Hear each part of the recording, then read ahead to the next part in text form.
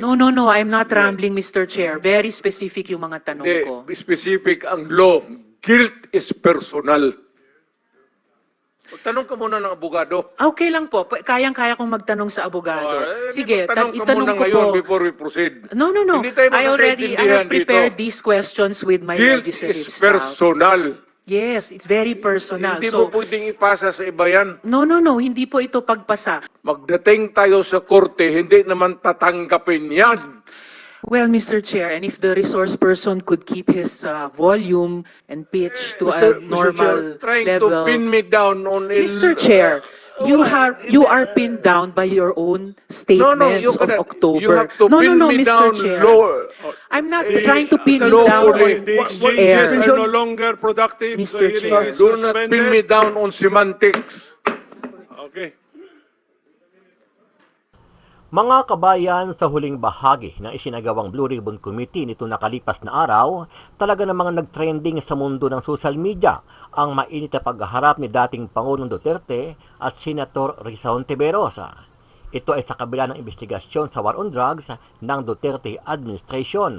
Ayon kay dating Pangulong Duterte, dapat ay makinig sa kanya itong si Hontiveros para ipaliwanag ang kanyang panig dahil ito naman ang gusto ng Senado kaya sa ipinatawag sa pagdinig. Ganito kasi, Yes, sir. pinatawag ninyo ako dito. Hindi ko kayo pinipilit na maniwala sa akin. Makinig kayo kasi ako galing talaga sa baba. At itong lahat na ito dumaan sa akin. Koy, lahat dyan, Gamboa, bato. Makinig kayo kasi makinabang ang bayan natin. Hindi ang yabang ko dito, ang bayan ang makinabang natin. Hindi ako nagyayabang, galit talaga ako sa droga. Kasi sinisira nila ang bayan ko. Ang ganun mo, huminto kayo, papatayin ko kayo. Putang ina ninyo. Sa pagpapatuloy ng pagdinig, hindi nagpatalo ito si dating Pangulong Duterte sa mga senador lalo na dito kay Hontiveros. Ayon sa dating Pangulo, hindi niya talaga may iwasan ang kanyang pagmumura at pagiging bastos dahil ito na talaga ang kanyang karakter kahit saan at sino pa man ang kanyang kaharap. Bagay na lalo nagpainit ng ulo at nagpapikon kay Hontiveros. Yung karakter ko ho, gano'n talaga. Baski saan mo ako ilagay, gano'n ka. Even in front of anybody. Gano'n talaga ako. Bastos ako. Walang hiya ako kasi galing ako sa baba. Salamat Class kayo, A Mr. ako. Chair. Hindi ako sensitive. Ayaw ko lang talaga ng bastos. Ayaw ko ng walang hiya. Lalo na pag pinag-uusapan natin Kaya ng no, seryosong bagay ng war on drugs saka Kaya extrajudicial killings. ako bastos man, Salamat kayo, wala ang Mr. hiya Chair. talaga ako. Yan ang totoo. Siguro, hindi ako dadating itong pagka-presidente kung hindi ako bastos at hindi ako walang hiya.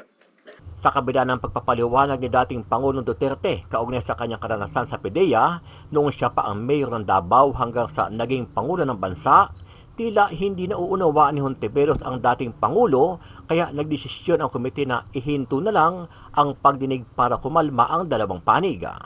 Tigilin na po natin yung pagsisira at paninira sa mga Hindi ba institusyon. paninira, ma'am? Because we need, Sinasabi ko, para sabihin kulang.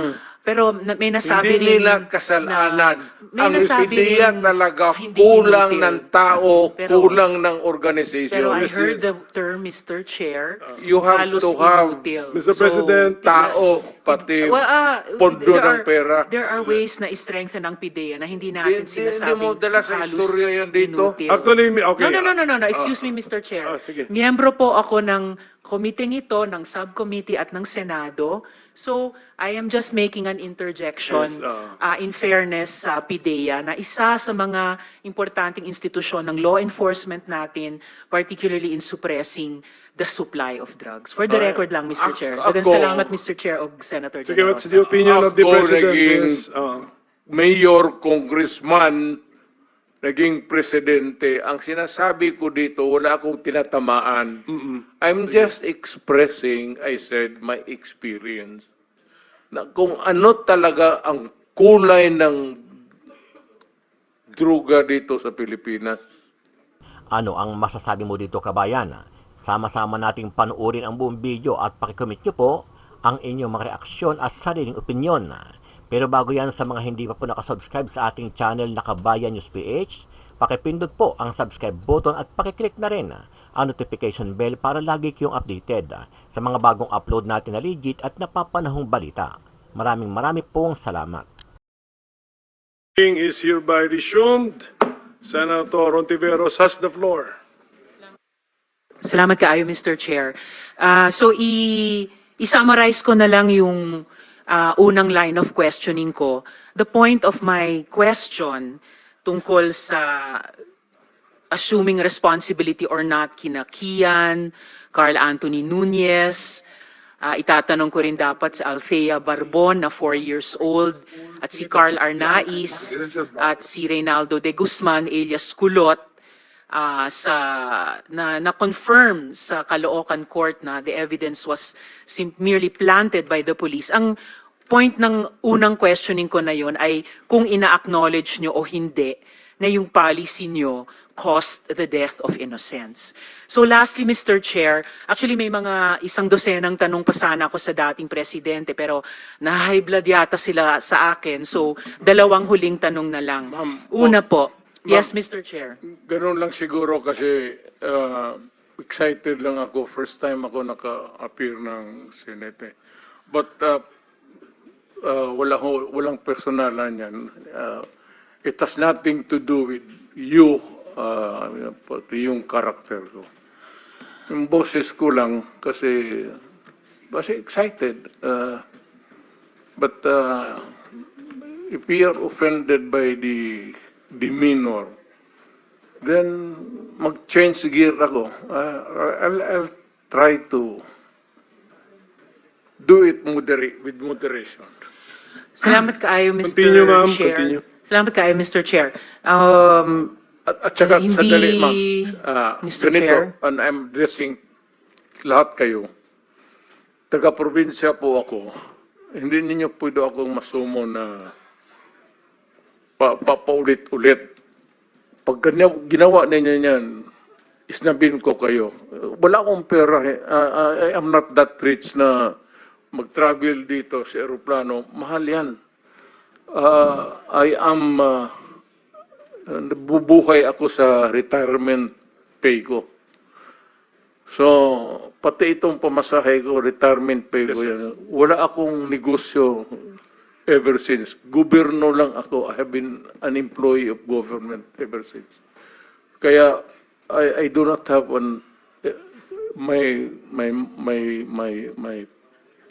my public life is open to everybody. So, magastos masyado, ma'am. Kaya, kung maaari lang, tapusin natin ito hanggang bukas. Huwag na tayong umalis dito. Thank you, Mr. President. Salamat kaayo, Mr. Yes, sir. Chair. So- Tapusin talaga natin ito. Tapusin natin ito dito ngayon. Huwag tayong umalis dito hanggang umaga. Umabot man tayo hanggang umaga bukas. Huwag tayong umalis dito. Tapusin natin dito. Okay, Mr. President, we are prioritizing the questions directed to you. Sige. Senator Ontiveros. Salamat kaayo, Mr. Chair. So, pangalawang tanong ko, tinawagan nyo ba si Senior Superintendent Padilla para i-congratulate siya sa pagpatay sa 3 high-value targets na Chinese nationals na inilagay sa loob ng Davao Penal Colony? Kasi sinabi nyo daw, congrats Superintendent Padilla, job well done.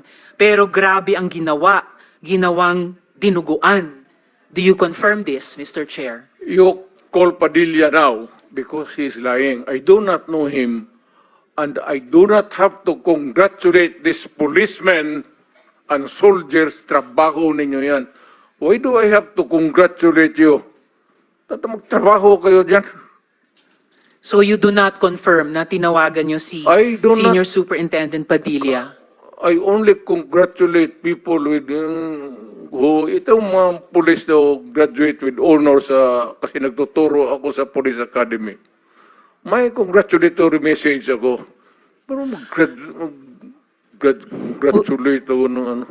Well, Mr. Chair, of course, absolutely hindi naman natin kailangan investigate yung graduating with honors sa academy. Pero yung EJ case sa war on drugs, kailangan talagang kaya natin iniimbestiga. Kaya ma'am, huwag Mr. tayong Chair, umalis dito sa kwartong ito hanggang matapos ang gusto ninyong kunin sa akin.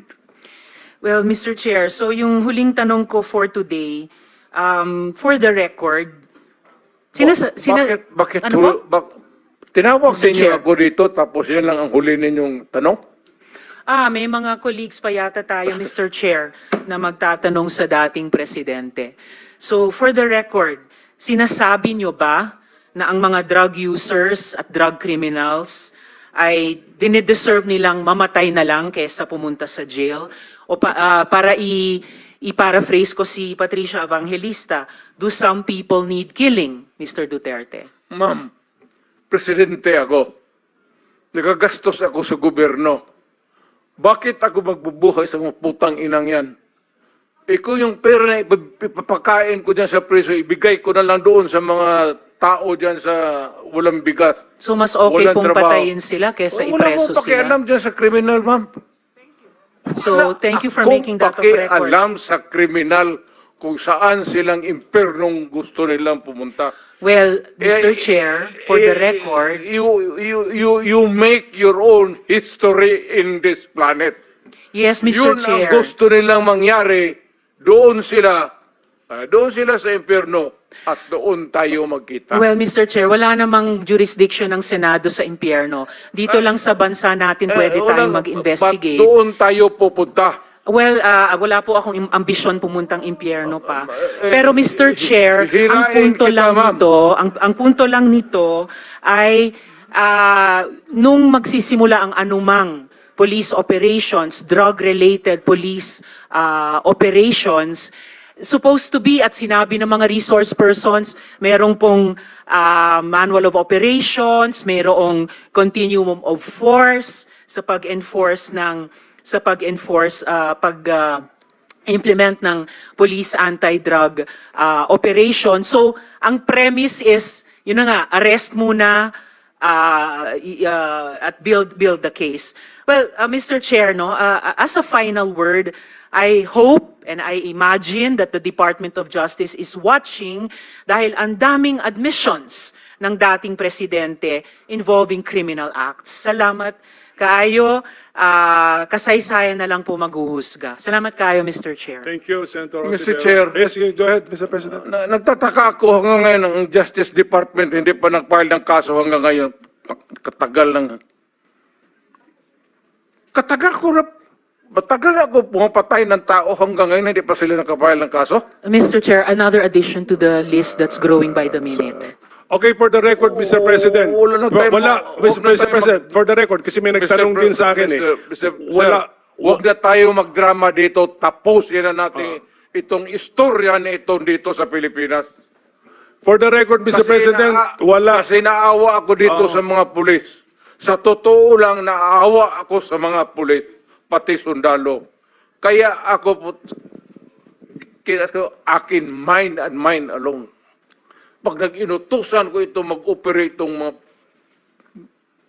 buang na ito, kung anong mangyari akin yan, I'm emotional because I've been longing to state this particular sentiment.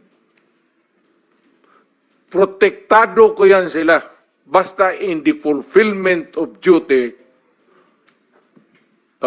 Mr. Senator, yan sila, naging chief of police yan. Protektado ko ang police pag nagtrabaho in the fulfillment of duty. Pero alam nila, ang mga police na pumasok ng kidnapping, alam nila yung police nila, pinatay ko. Thank you, Mr. President. Ako po may tanong din. Pinag-aralan namin pinanood namin yung mga footages mo nung you were President-elect tapos naging Presidente. meron kayong sinasabing ang reward, iba-iba nga yung amounts, tapos sasabihin nyo parang may encouragement na patayin ang mga kriminal, pero dudugtungan nyo parati sa dulo ng lalo na kung nalagay sa peligro yung buhay ninyo. Okay. So, ito lang po yung tanong ko. So, when you were president, hindi nyo ba po concern na malito yung mga nakikinig sa'yo, na kausap mo mga law enforcers, na may maniwala, lalo na dun sa first part ng sinabi mo at na-confuse na sila sa... Kasi paliko-liko po yung mga pronouncements po ninyo, Mr. President. When you were president, were you not concerned that you will be misinterpreted? Hindi, kasi matagal akong instructor ng pulis eh. Ay, dumadaan ito sa psychiatric, gagastos pa ako ng... When I was also president, may funding ako dito sa mga psychiatric, nila. Nandyan yan sa item eh. Hindi naman ito At saka, alam mo, Senator, pag kayo mga mga heinous crime, mga patayan dito, ang presidente o mayor, hindi pwedeng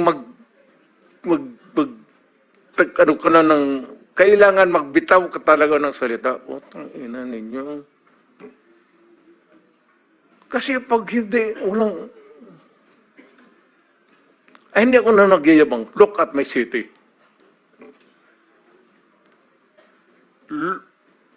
I would like to, we travel back. Ano ang syudad ng Davao noon? Nung hindi pa ako mayor. Nandyan yung komunista, nandyan yung mga hood-upper, nandyan lahat.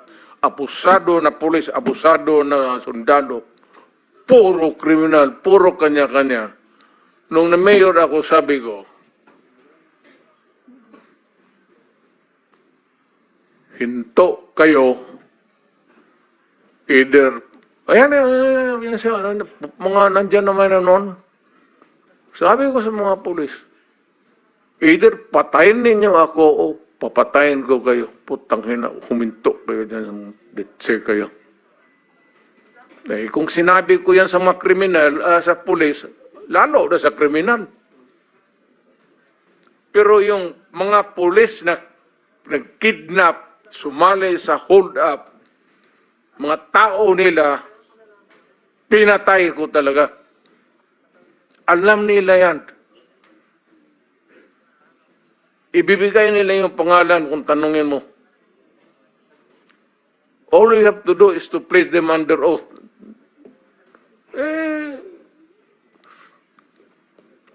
Sinabi ko sa kanila, pati kayo pag hindi ninyo madisiplina yung mga tao ninyo.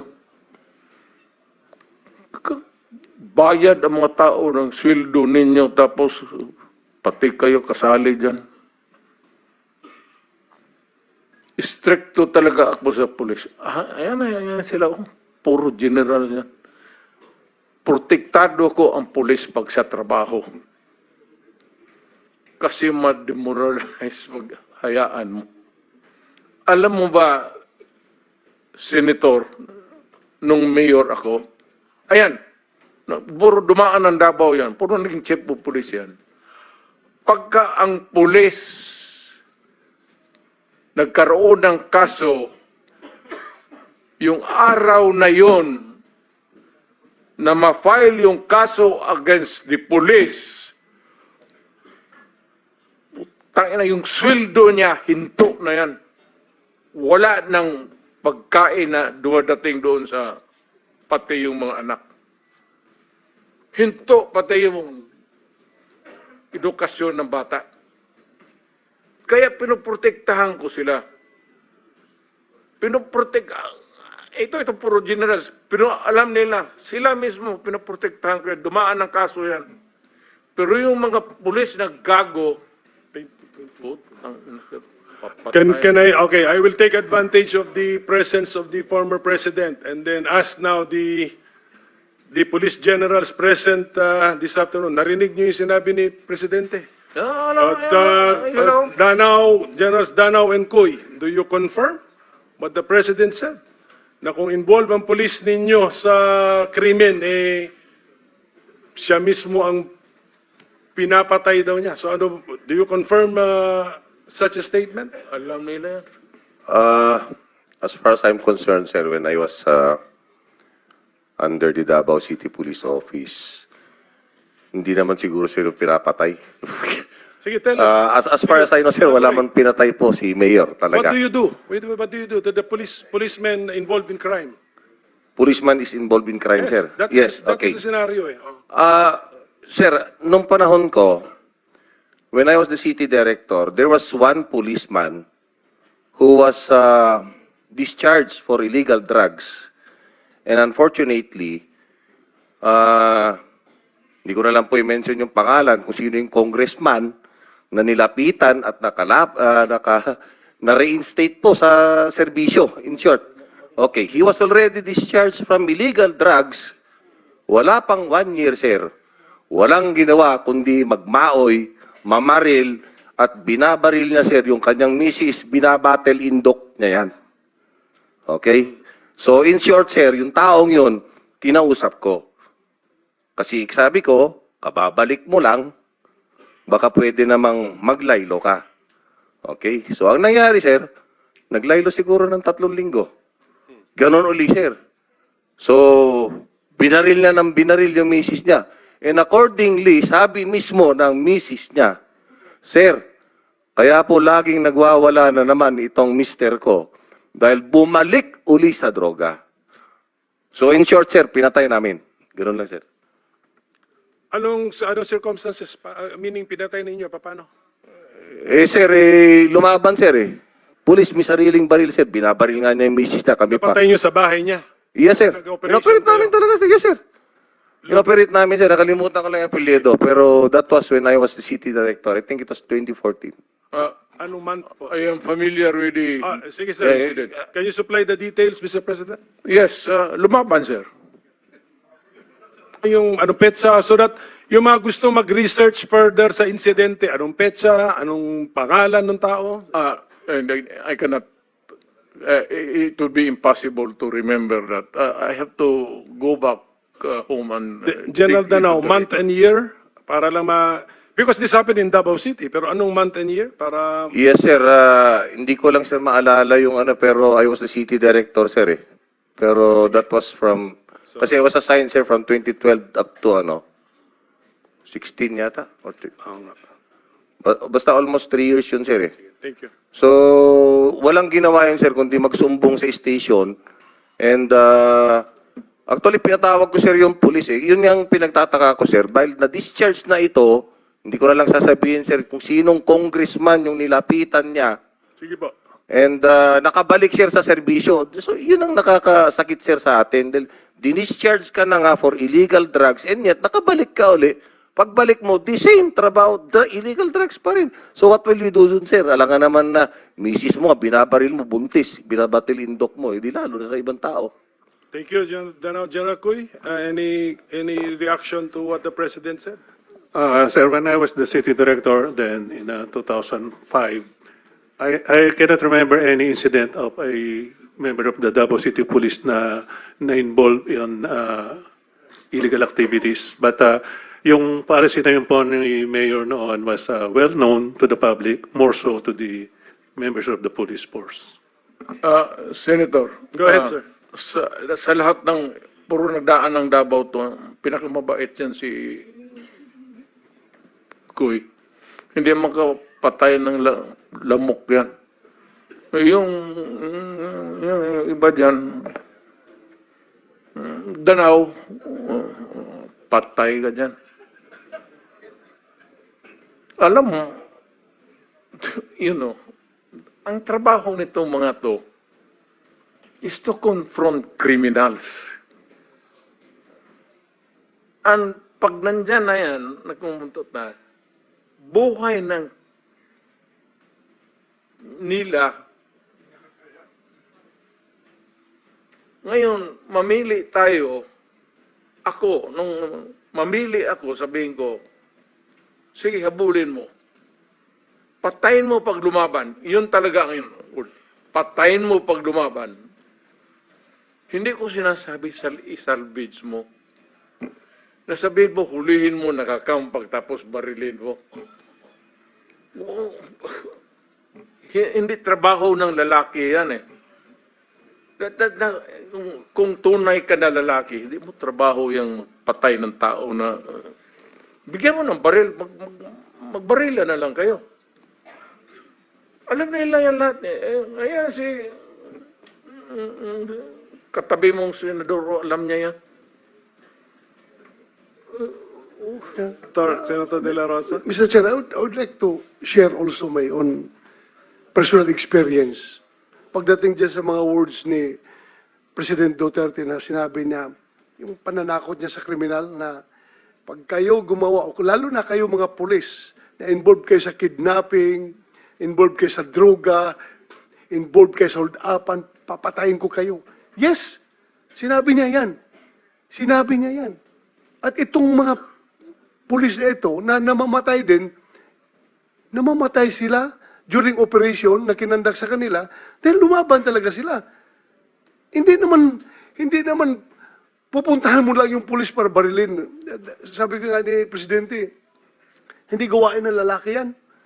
Hindi gawain ng lalaki yan. I have my own personal experience. Isang tao ko noon, matagal na ko ng tao, sinaligan yung trusted ko na tao. Ang problema, nagka-girlfriend ng isang drug addict. Nung girlfriend niya ng drug addict, siya rin tumira na ng droga. Ngayon, nung tumira na siya ng droga, dahan-dahan na rin siya nagbibinta ng droga. Pupusing na siya. So, naawol siya ngayon. Nung naawol siya, nag-full time na talaga siya naging puser. Sabi ni President Duterte nung mayor siya, yung mga pulis na yan na nagbibinta ng droga, papatayin ko kayo. Alam mo nangyari? Inoporitan yung pulis na yon. Tauhan ko yung dati. Inoperitan siya. Pag-operate sa kanya, nag-bypass. Nung nag-positive, inaresto siya. Pinasok siya. Barilan sila. Nung mga SWAT na pumasok. Ang masakit pa nga, Mr. Chair, yung mga SWAT na pumasok sa kanya, nag-assault, classmate niya na matagal niyang kasama from the training center hanggang sila nagiging SWAT, hanggang nagiging kasama sa basketball araw-araw, kasama sa kusina kumakain araw-araw. Pero sabi ng pulis yung SWAT na nag-assault, Sir, anong magagawa ko? Classmate ko yan, hindi ko kayang patayin, pero lumaban eh. Kaya, paano ko i-explain ito ngayon sa asawa ng classmate ko namatay na kumari ko. Kumari ko pa yun. Ang hirap i-explain, sir. Patay na yung classmate ko, pero kung hindi ko rin naman siya barilin, ako mamamatay. Magaling na shooter yung tao na yan. Magaling ang bumaril. Kaya ganun po ang nangyari. Pag sinabi ni President Duterte, as a matter of policy na, papatayin ko kayo mga kriminal, papatayin ko kayo mga pulis na sindikato, yun ang ibig sabihin. Papatayin kapag lumaban. Yun talaga. Sabi niya, mas gusto ko pagkatapos ng putukan, kayo ang nakatayo. Yung kriminal ang tumba. Hindi kayo ang natumba. Ang kriminal ang nakatayo. Because mahirapan akong mag-explain doon sa pamilya ng pulis na namatayan. Pero yung kriminal, wala mang problema kasi sila man talaga na gumawa ng krimen. Kaya kung lumaban, ang mahirap kasi, pagka kinuha natin yung word palagi na yung intimidation na ginagawa ni Presidente sa mga kriminal, pang-intimidate lang yun. Kaya nga, ang ganda ng Davao City dahil takot talaga pumasok ang mga kriminal doon. Sabi niya, pag kayo kriminal pumasok sa Davao City, hindi kayo makakalabas dito. Kaya takot sila. That's intimidation. Pero yung pag-implement ng sinasabi ng papatayin ko kayo, walang pulis na gago na graduate ka ng public safety basic recruit course na tinuruan ka ng police operational procedure, tinuruan ka ng mga lahat-lahat ng mga rules of court doon sa training mo, tapos isalvage mo yung tao? Walang pulis na ganun. May pinag-aralan ng pulis eh. May pinag-aralan yan. Kahit nasabihin pa ni Presidente na, barilin mo diretso ha, barilin mo diretso. Hindi susundin ng pulis yan. Dahil alam nila what is tama at anong hindi. Kaya palagi lang na may misinterpret, na may misquote yung kanyang mga hyperbole, yung mga superlatives, yung mga ano pa yung mga pinagsasabi ni Presidente, just to send the message to the spine of the criminals na takutin sila. Yun po ang technique niya. Magaling yan siya sa, magaling yan siya sa saywar eh. Magaling siya sa pang-iintriga hanggang yung mga kriminal mismo magbabarilan. Sila na lang mismo. At yun na. Yun ang ginawa niyang double death squad, yung mga kriminal na nagbabarilan. Salamat sa inyo. At wala ng trabaho yung pulis. Kayo ng mga kriminal nagbabarilan dyan sa Davao City. To complete your story, Senator Bato, yung sa tauhan mo, if you can remember the time frame? Time period nung Nakalimutan. anong month, anong year? Nakalimutan Sige ko. po, para lang Sige lang, mag-research lang tayo. Ipagpaparesearch na ako kung anong year yun. Paparesearch ko. Mr. President, one last question from me. I don't know yung mga colleagues ko, meron pa. Meron pong footages kasi na, katulad nung sinabi ko kanina, yung sabi mo kung pwede kayong ma-misinterpret na ini-encourage nyo patayin pero dinudugtungan nyo ng kung manlaban, ganun. Pero sabi mo rito, may 3 million ako sa mga drug lords, itong terrorizing, supervising na durugista, 2 million, second echelon, 1 million, ordinaryo, 50,000. Did you actually fulfill itong mga rewards na sinabi nyo po? Kahit na doon sa, pwede nyo sabihin na pasok sa inyong sinabi na napatay mo kasi self-defense. Did you actually give rewards like this, Mr. President? Istorya lang yun, sir. Kung pulis ka, hindi, ito na, dalaw. Kung may pinatay siya tapos sabihin niya, sir, sana yung sinabi mong reward, mumarahin kita. Putang ina, trabaho mo yung magpatay tapos magkubra. Ano ulit ito? Kahiro mo? Trabaho mo yung magpatay ka pa ng patay. Yan ang trabaho mo. Kaya binibigyan ng baril eh. Ang ibig kong sabihin, patayin ninyo yung masasamang tao, kriminal. Wala akong sinabi na pumatay kayo ng inosente. Alam nila ng lahat. Yan sila. Naggalit ako pag ikaw ang pulis, nag-abuso at may nagsumbong sa akin na binugbog ka ng pulis o pinatay mo yung asawa niya, putang ina kang pulis ka, may problema ka sa akin. Either maglayas ka, alam nila yan. Pag hindi, maabutan kita. Mr. Chair, just to add to the Say, statement go of ahead. President Duterte, yung sinasabi-sabi niya na pera, amount na ganito, ang may understanding to that is kasama yan sa fear factor na gusto niyang i-inject doon sa mga kriminal. Tingnan nyo, nung in-announce niya na meron kang babayaran ko yung drug lord, sabi niya, 1 million o iba-ibang prices, iba-ibang amount. Tingnan mo. Parang Kung saan napunta ang pinakamalaking drug lord sa Cebu, si Jaguar, lumayas. Nagtago dito sa Las Piñas, hanggat dito nakuha sa Las Piñas. Yung mga drug lord sa Iloilo, si Odicta, saan nagpunta? Pumunta dito sa Manila. Kasi natakot sila. Natakot talaga sila, Mr. Chairman. Pero kung sinabi mo na actual na binigay yung pera na yan, na pangtakot, na kung may napatay, ibinigay, I don't know. Tanungin natin yung si President Duterte kung binigay ba niya yan kung may namatay. Hindi, kasi- Pero ang alam ko, pantakot lang niya yung kaya naglayasan yung mga drug lord dito sa Pilipinas. Ngayon, nang wala na si President Duterte, bumalik na naman. Andyan na naman sila ngayon.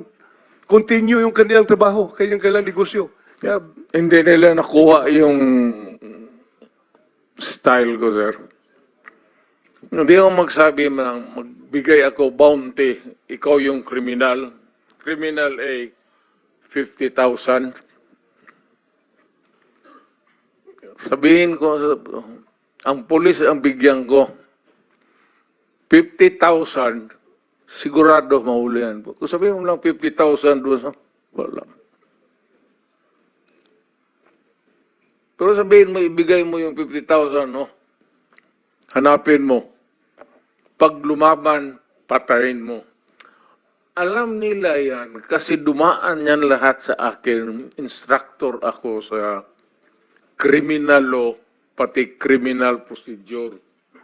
Dumaan yan sila sa akin either sa klase or lecture. Alam nila lahat.